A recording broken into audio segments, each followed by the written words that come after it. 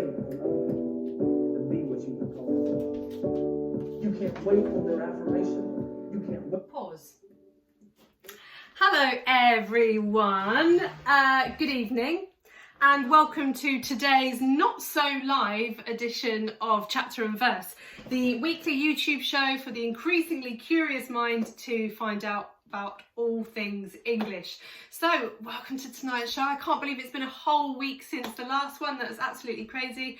I think the week has just absolutely flown by for me. I've been doing courses and webinars for lots of you, and it's just been a week packed with lots of lovely learning. So well, what have we got for you this week? Well, the first thing we're going to do this week is the Word Lovers Word of the Week, and the word that I have picked for you this week is omniscient. So I'm going to pop this on the board, slide my board in, here we go. Omniscient, yes, you can definitely see that. Move it back a bit. So omniscient, I've broken it down into 4 syllables for you. So syllables are like beats within a word. So omniscient, and it means all knowing. Now, commonly you might hear this word at school when you're talking about a narrator. So you might hear a narrator described as an omniscient narrator, and that's one that would know everything. So would know how the characters were feeling before the characters do, and maybe would know things that the reader yet doesn't know. It's the all-knowing narrator. And the example I've used in here is the head teacher had an omniscient air about him. So it's an adjective that you can actually use across the board to describe anyone or anything that is all-knowing. So what we're going to do right now, I'm going to give you 30 seconds to a minute to have a go at using this word in a sentence. Now, as always, you can write it down on a piece of paper, you can talk about it with your siblings or your adult, you can just shout your ideas out at the screen, and we don't have the live chat facility because this isn't live, so you can just pop your ideas into the comments underneath the video, okay? Good luck. Play. On their support, sometimes you just gotta run and look behind you and say, everybody who wants to run, but I can't stop running because you're not running with me. Listen to me, hear me. You can't stop chasing your dream just because somebody in your life won't chase it with you. You can't stop believing in yourself just because somebody in your life won't believe in you. You can't stop chasing the dreams of your life just because when you know you can do it, you're gonna have to do it all by yourself.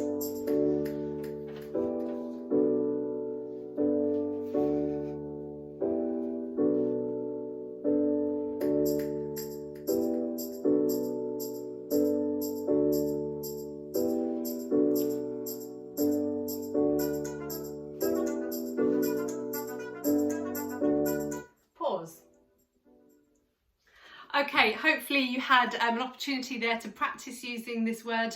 And remember, when we bring a new word into our word bank, you need to use it, okay? You need to use it in the everyday and really get it lodged into your personal word bank. And what I like to do every week, many of you will know this already, I'm going to have to move my board right out the way so you can see it today. I like to put things into my brain, into my actual brain over here and my actual brain here. So hopefully you can do the same with that word omniscient, okay? Right, so moving on, we have the swag bag. So it's a bag of all wonderful spelling, punctuation and grammar goodness, and every week I pull one thing out, explain it to you, give you a chance to have a little practice with it, and again I'm going to pop it into the brain. So what have we got this week? This week we have got semicolon. So I'll pop it onto the board just here. I'm going to slide my board around. Yeah, you can see that. Fantastic. Now, before I talk about the semicolon, just a little reminder to you that you can actually download a summary of today's show, and that has all of the little things that I talk about listed on it, as well as some helpful links. And you can use that alongside this show or separately from this show, and you can just use it as a conversation starter if you're doing a little bit of English at home. So, the semicolon. Well, the semicolon, it's great to use where you might accidentally use a comma. Now I say that because in one of my live lessons a couple of months ago, I did in fact put a comma where I should have put a semicolon. And if you put a comma in the wrong place, in where you should normally put a semicolon, then it's called a comma splice. It's not so good. Now, if you're doing creative writing, you do have creative license, so you can in fact put your commas wherever you like, even if it's not accurate to put it there, but you have the choice when you're doing your own creative writing. But we're not talking about commas, we're talking about semicolons. So I've got two examples for you here, and I hope that they will highlight how and where you should use a semicolon. So in my first example, I like semicolons, they rock my world. You will notice that the semicolon here separates two independent clauses. So by independent clauses, I mean parts of the sentence that are able to make sense completely by themselves. So they don't need any extra information just to make sense by themselves. So you could put a full stop there, you could put and, but when and wouldn't quite make perfect sense and wouldn't quite sound right, and you know you can't put a comma there because they're two independent clauses, that's when you put a semicolon there, when the two parts are so closely related that you don't want to separate them. So you use a semicolon. So my second example is Bertie eats sausages, his favourite are pork. Two independent clauses that are so closely related I didn't feel the need to separate them, and would have sounded a bit clunky. A comma wouldn't have worked, so I've used a semicolon. Okay, so I'd like you to have a quick go at using a semicolon, and if you're not entirely sure if you're using it correctly, you can ask your adult or an older sibling or someone at school, or with your parents' help you can go online and look up how to use a semicolon properly. Okay, if you do nail it, make sure you tell somebody else how to use it properly as well. We'll spread the good word about the semicolon. So you've got about 1 minute to do that. Good luck. Play.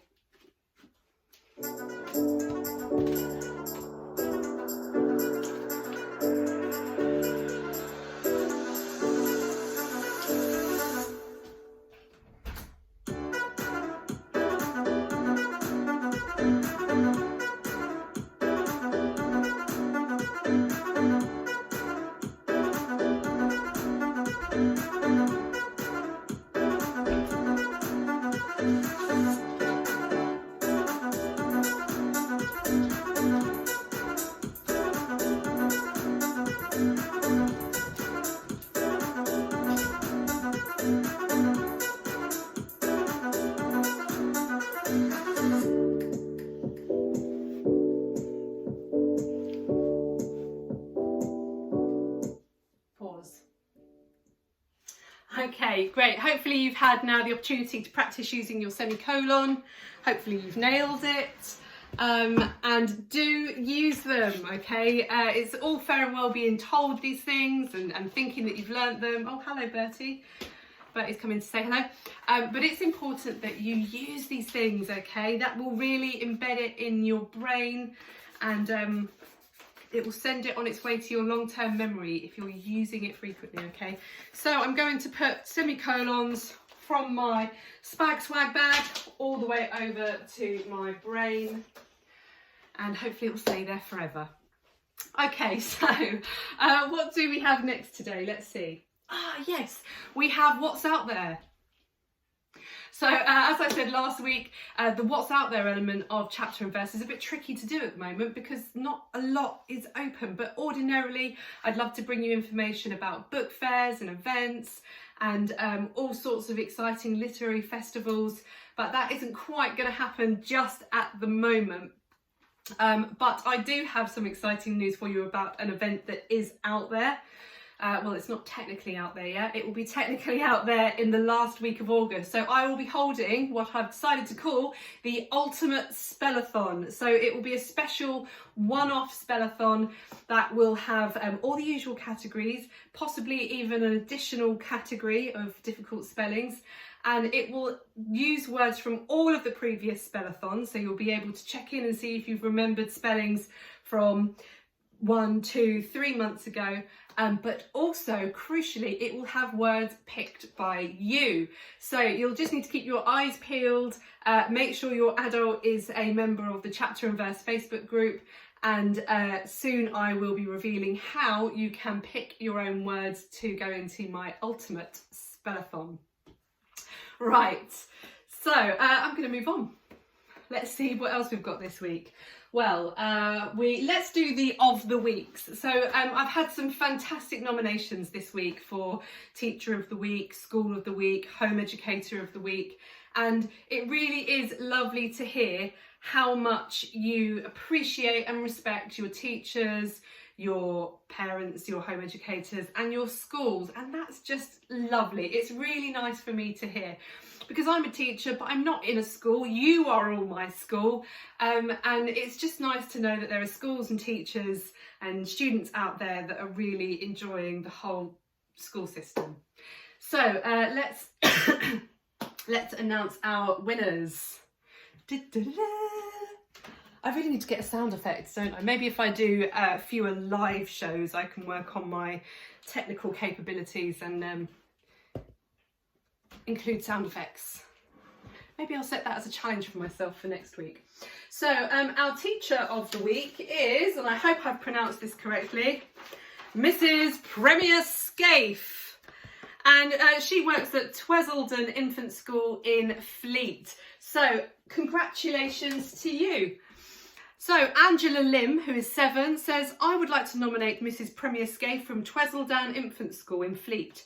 She is a kind, helpful, passionate and loving teacher. She makes our learning very fun and enjoyable. She also inspires and encourages us, especially during the challenges faced during lockdown. Great teacher. My mum is a teacher, and every time she goes to school, my younger sister and I go to our school as key workers' children. We love spending time with Mrs. Premier because she always designs a lot of interesting activities and tells us lots of stories, and I would love if she would win Teacher of the Week because of her amazing, friendly attitude and knowledge. She knows everything and teaches us everything. She is great. Well, thank you very much, Angela. That was a fantastic nomination, and I had no choice but to give Teacher of the Week to Mrs. Premier Scaife. So, that didn't work. Woo! There is your party popper, Mrs. Premier Scaife, and there is a certificate for you. You just need to, Angela's mummy can just send me an email and I'll arrange for that to go across to you. So moving on to School of the Week. I think the person who nominated this school is going to be delighted. So School of the Week is Fulwell Junior School in Sunderland, and this was nominated by Manashi. And she says, out of all my heart, I nominate Fulwell Junior School in Sunderland.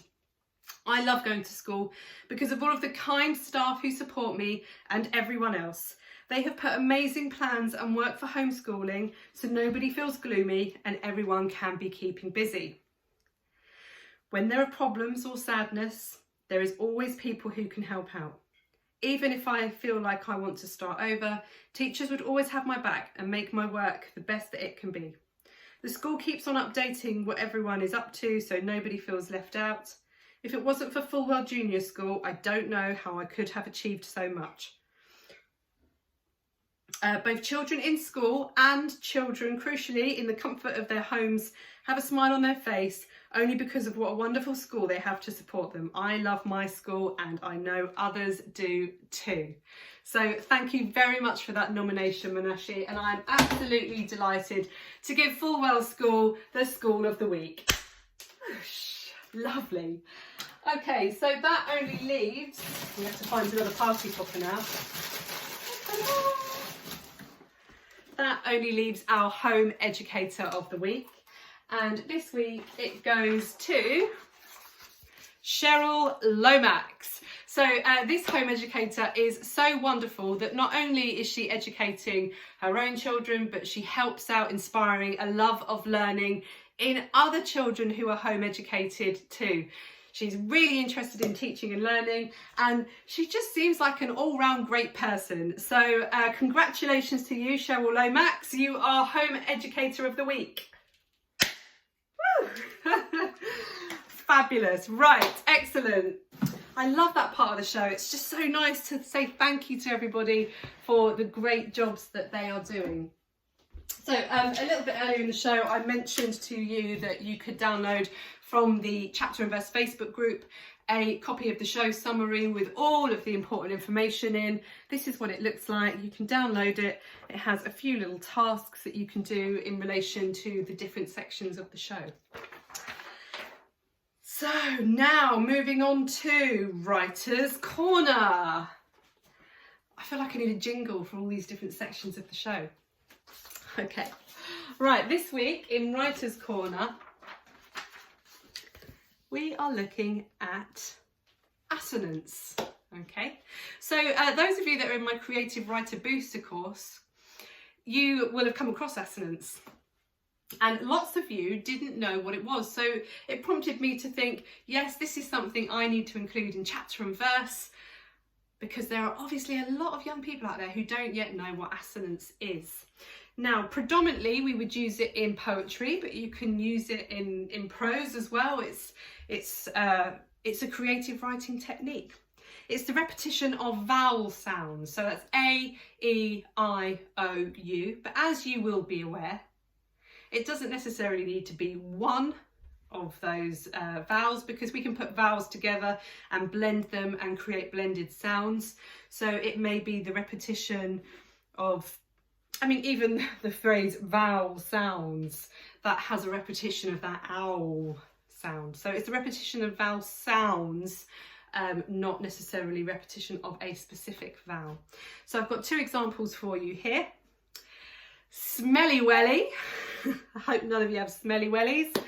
And odd socks. And odd socks is a really great example because it indicates and illustrates to you that assonance doesn't need to be in two rhyming words. It's a rhyming of vowel sounds, or a repetition, I should say, of vowel sounds, but it doesn't need to be in rhyming words necessarily. Like smelly welly is rhyming, odd socks, it is and it isn't. It's spelt very different. Vowel is at different places of each word, but it still is an example of assonance.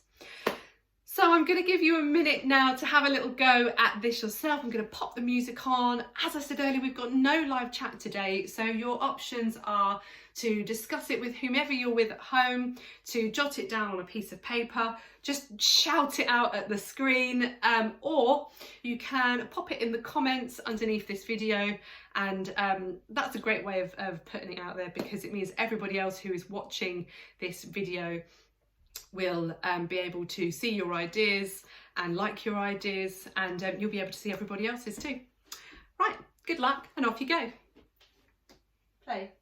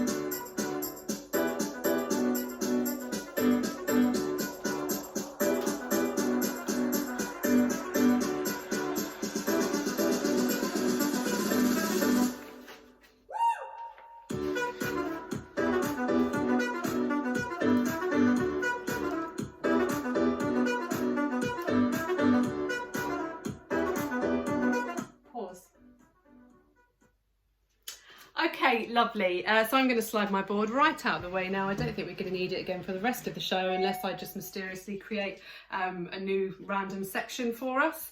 So that brings me to the last part of our show this week. Gosh, I can't believe how quickly it's flown by, probably because there aren't any live chat shout outs, which tend to take up quite a big chunk of the show every week. But we've come to the greatest part of the show, and that's the book reviews directly from you, the Read That Book reviews, or Read This Book, I should say. So this week we have a wonderful review that comes from Lachlan. Now Lachlan is 10 and his choice of book is The Boy at the Back of the Class. So I'm going to read his review to you, and then after the show today you will be able to find Lachlan reading out his own review on the Chapter and Verse Facebook page. So do make sure you pop by and see that. So here we go. My name is Lachlan and I'm 10 years old, and I recommend The Boy at the Back of the Class by Anjali Ralph.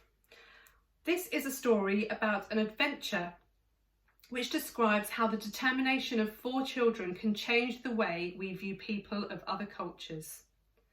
This story is funny, exciting, sad, and thought-provoking all at once.